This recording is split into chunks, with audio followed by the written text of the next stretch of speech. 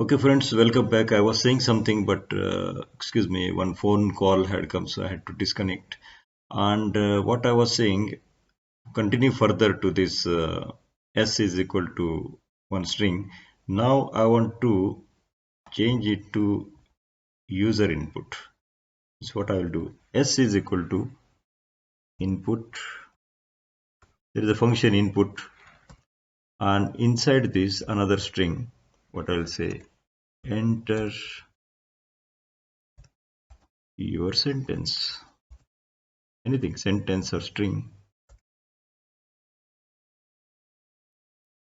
Okay, and I'll give a space, otherwise there will be crowded.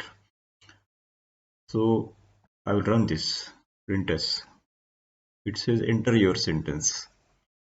So now instead of keeping one fixed sentence for s, now we have made it a variable where user can put anything. So anything he'll put. Okay. So now I will say this is the thing. Now this has to be printed.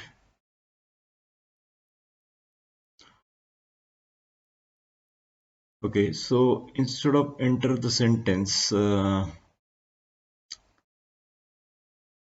I want to run the same program. Okay, so one more time I'll say run the program, enter your sentence. Now this time what I'm planning, I will go to some, say,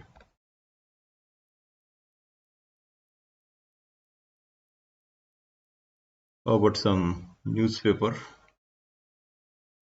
for example www.bbc.com.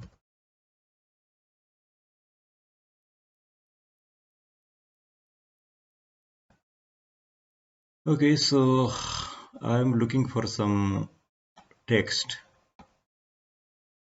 Okay, this is, for example, this news.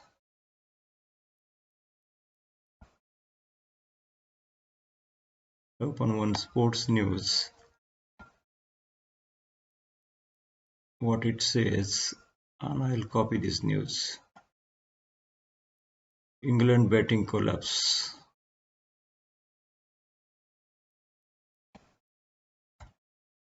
And I copy this. And when it is saying enter your sentence, how about that if I put this news in that, right? Instead of typing, I put this news. It's possible, right? Dear. Correct. So that is the same news going on. And I'll run it.